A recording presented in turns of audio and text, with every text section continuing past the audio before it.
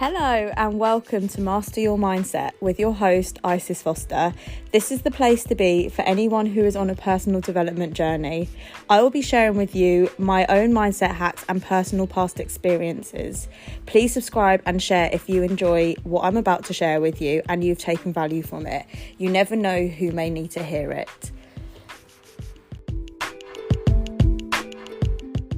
First of all, I just want to say a massive thank you to all of you who have subscribed to my podcast, all of you who week after week give me feedback and things that you have taken from each recordings.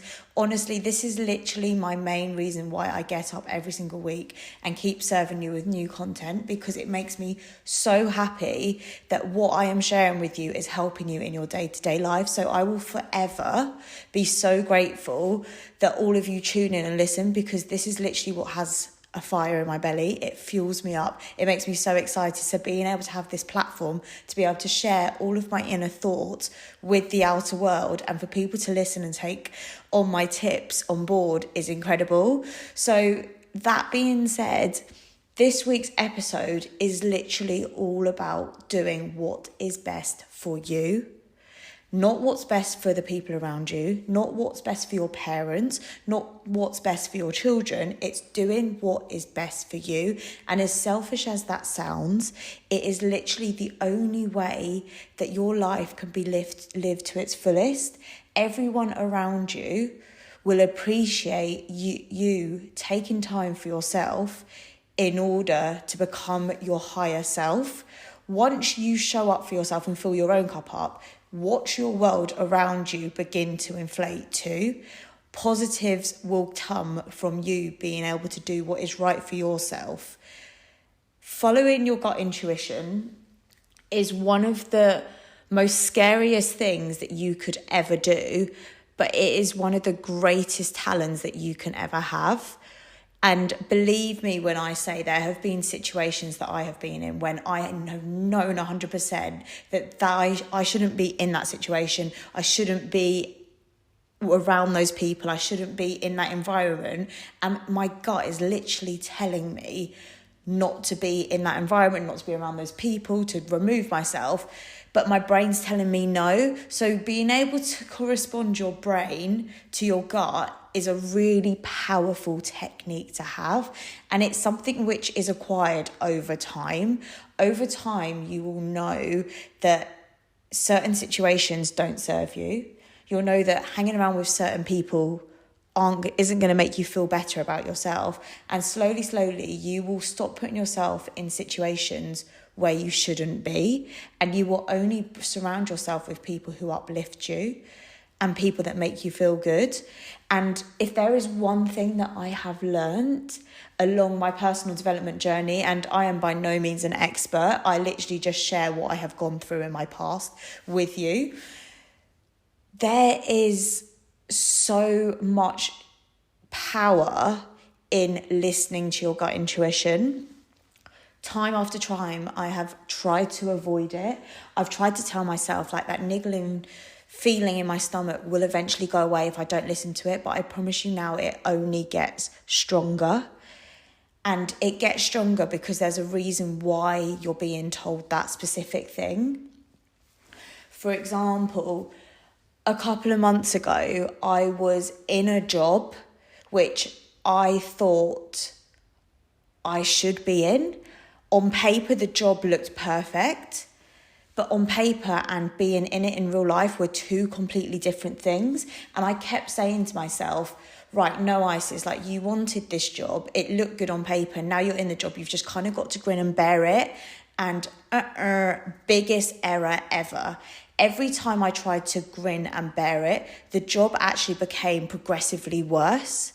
There were signs being thrown at me every single day that were telling me to get the hell out of there because it just was not right with me. It didn't align with me to the point that it made me physically ill. I was getting cold sores like there was no tomorrow. I'm just going to be completely honest with you now, because I want to show you that if you start ignoring signs, the signs only become stronger. They initially began with little thoughts in my head like, this doesn't feel right. And then my stomach was saying, like, your intuition is telling you that past experiences that you have been in haven't worked out when they've been similar to this, so you need to get out of there. But my head was so focused on the fact that on paper this job looked perfect, and I didn't want to call it quits, to the point that I made myself physically sick. Like, you could see on my face that I was drained. People around me were telling me that I'd changed as a person. I was snappy. I was getting really angry really easily, and that's just not me as a person.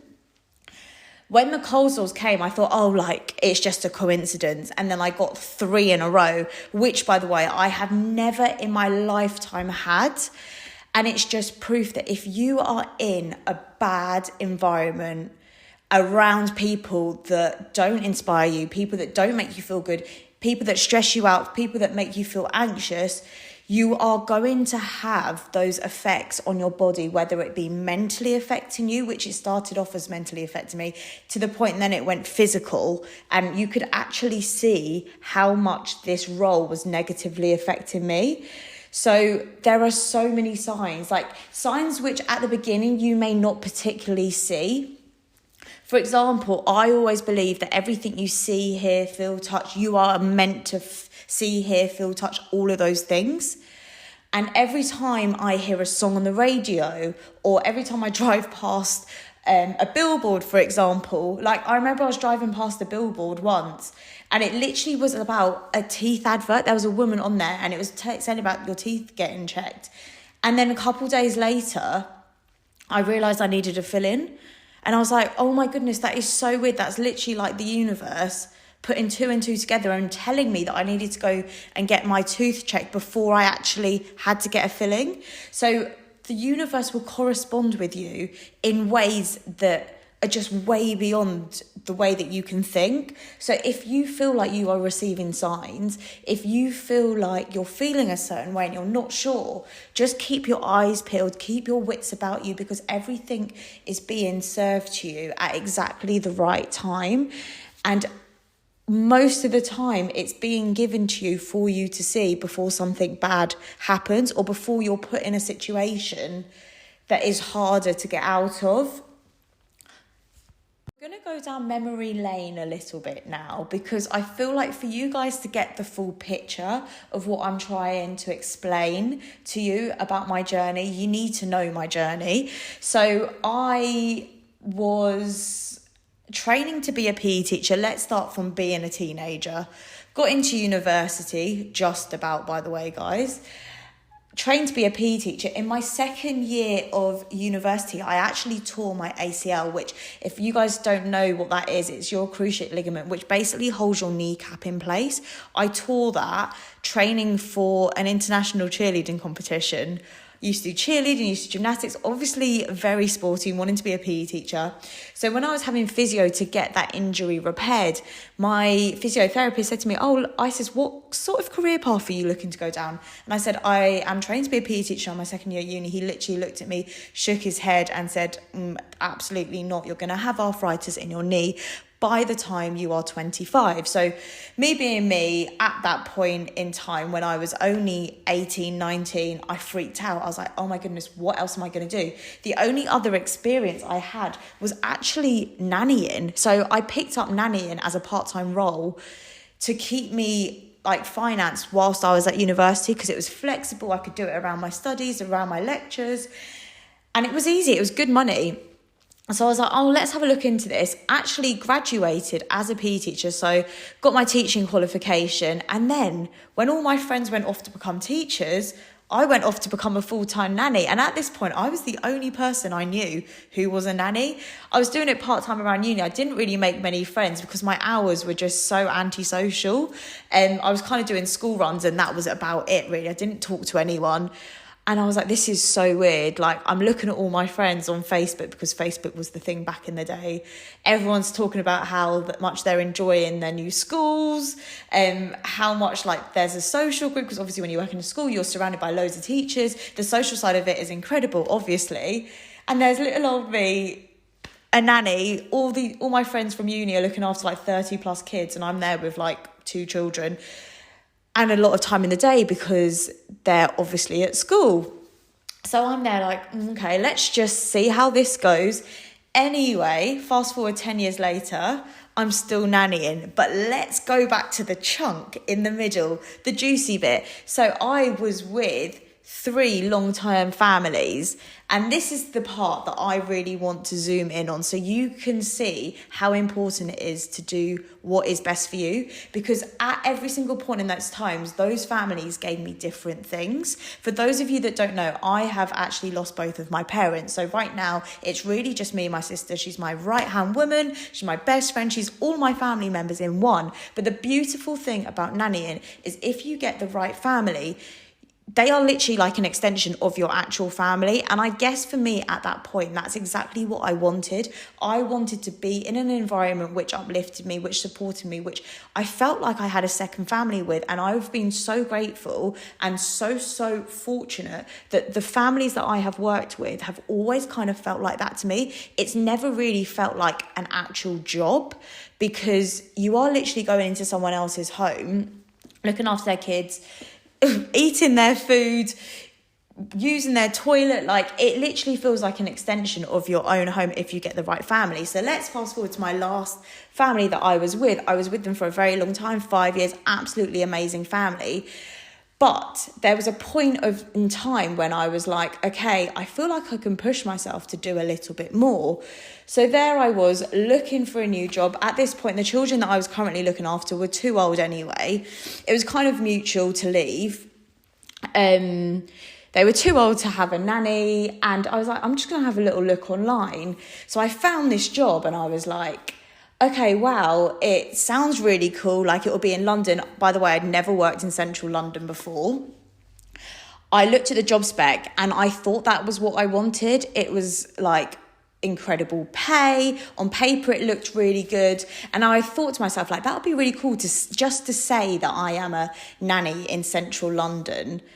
Like, to say that is cool. But the reality, guys, and this is where I really want to put emphasis on the fact that job titles are not everything, because the way that you feel in the job is so much more important than what the name of the job is. I went into this job and I swear to God, from day one, I was like, this is just not for me. Anyway, stuck it out because I don't like to quit too soon, but I just didn't feel like myself. I felt like I was being shushed. I felt like I couldn't really explore, like, I wanted to grow as a person, but this just made me feel so uncomfortable, and not even in a good way.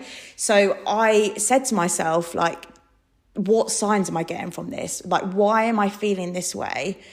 What is it about this role? And to be honest, it was a combination of things, but because I was put in that situation and I knew that it wasn't right for me, I took so many valuable lessons from it. First of all, boundaries. I set boundaries straight away and I said, this needs to change, that needs to change, or I'm out. Nothing changed, and guess what? I left. And by leaving, honestly, I feel like I have really opened my eyes as to what I have wanted to achieve. And this is for anybody who is in a situation right now. It could be a work situation, it could be a relationship, a friendship, whatever it is. If it doesn't make you feel good, guys, get the hell out of there, because life is too short to turn up every single day to a relationship, to a workspace, to a friendship if it doesn't make you feel good. There are 1,000,001 people out there who you can work with, who you can have relationships with, who you can be friends with. If the one that you're in right now isn't serving you and is not making you feel good, get out. Leave, because I promise you now, the moment you set your boundaries and tell those people or tell the universe exactly what you will and will not stand for, that's when the universe will start showing up for you, and that's when it will start serving you exactly what you are wanting. So the moment that I did that and I handed in my notice and I left, I said to myself, right, you are now going to take 1 month off because you need to get yourself in a better mindset for whatever role you go in next. And in that process of having a month off, I realised that working full time was not for me. There are so many other things that I am obviously pursuing. I coach clients, I've got a podcast, I've actually started a food page as well. Like, there are so many other things that I enjoy doing that working full time just wasn't going to fit that schedule for me. So although I had a really tricky 3-4 months in that role, the beautiful thing about being in that role was it highlighted to me exactly what I did and didn't want moving forward. And yes, it would have been nice to go into a role straight away which suited me, but chances are it would have been a full-time role, and I never would have realised that what I'm actually looking for was more freedom for myself and more time to do the things that I actually love to do. Just to clarify, I have, from the age of 21 when I graduated uni, all the way up to a couple of months ago, I have always been in full-time employment, always worked for someone else 5 days a week, having a job which wasn't serving me, which didn't make me feel good, actually highlighted to me exactly what I needed for myself at that time. And although those months were, honestly guys, I can't even explain to you how stressful they were, not only mentally but physically on my body. Like, breaking out, I'd never ever had that in a role. It really, really drained my body, but at the same time it highlighted to me exactly what I needed. And I know that I've had a few people reach out on socials and say they're in limbo about what to do because they feel like they're in a similar position. My biggest tip to you would be, if you're in a workplace that is not serving you, it doesn't make you feel good, and you can financially take that chance to go and cut your hours, then 100% do it, because there is no point being somewhere working all the hours of the sun, getting paid a full-time wage if you feel so miserable. Because at the end of the day, money means nothing if you're not in the right headspace to be spending it with people that you want. And I learned that the hard way, guys. I thought, I'll go for this job, I'll get a really good salary. But by the time it was the weekend and I actually had a few days off, I was too shattered to do anything. So being able to go part-time and work on things that fill your cup up and things that you actually enjoy, where you're serving not only yourself, but you're serving other people who are going to benefit from what you've got to explore, then you 100% should do it. And I know that I could have made this, could be taken as if it's really easy to do. And by no means it was an easy experience for me. It was really hard to make that decision, but I knew that if I didn't take that leap and I didn't find something that was going to make me feel good about myself, I can't even imagine what I would be like right now if I was still in that role, honestly. I really can't. And I count my lucky stars every day that I was in that role, because I've now realised that the priorities in my life are having the energy to do the things I want to do, having the freedom to do the things I want to do, and also having the finances to do those things. Because if you can finance your life in a way that makes you feel good, then the possibilities are completely endless. There is no cap on what you can earn if you're working for yourself. There is a cap when you work for someone else. There is no cap on how much freedom you've got if you work for yourself, but there is if you work for someone else. So if you can find the perfect balance that works for you, and this is why I want to put an emphasis on this podcast being all about you. I know I have spoken the majority of the time about my experience, but I'm hoping that inspires some of you to take that leap if you are in a similar position. Because for me, at that moment in time, it was right for me to cut down my hours and go part-time, because if I didn't, my head just would have been in an awful space, and God knows how many cold sores I would have had by now. That's me being brutally honest. But if you are in a similar position and you don't know what to do, try it. Just try cutting down your hours. And if it doesn't work, you've always got the option of going back to full-time. But if you don't try, you'll literally never know. And as cliche as that sounds, it is so true, because we can sit there and think about how good life would be if we had more time or more money. But until you've got those things, you never really know what it's going to be like. Because for so long, I thought if I have a job which pays me X amount and it's like more than what I was earning before, then I'm going to feel so much happier. But in reality, because of what I was having to do in order to get that money, it made me more miserable. It made me so miserable. And I'd never been in a role which made me miserable before, ever. That was the first role that I thought, this is not right. And I promise you now, like, speaking from the bottom of my heart, working part-time for someone else and working part-time for yourself is an incredible feeling if you've got other interest to pursue. Like, I love going to the gym, I love socializing with my friends, and as silly as it sounds, I actually spent this morning cleaning my flat, and I was thinking, if I was working a full-time job, I wouldn't have been able to spend 2 hours pottering around. I would have probably had to be there in a workspace working for someone else. So it's those little things which actually aren't so little when you think about them, because those things make up the big things which actually make your happiness come to life. So if you are in a similar position and you're not sure what you want to do, my inbox is always open on Instagram for you to reach out. I would be more than happy to help you. But if you are on the verge of taking that plunge, my biggest tip would be just do it.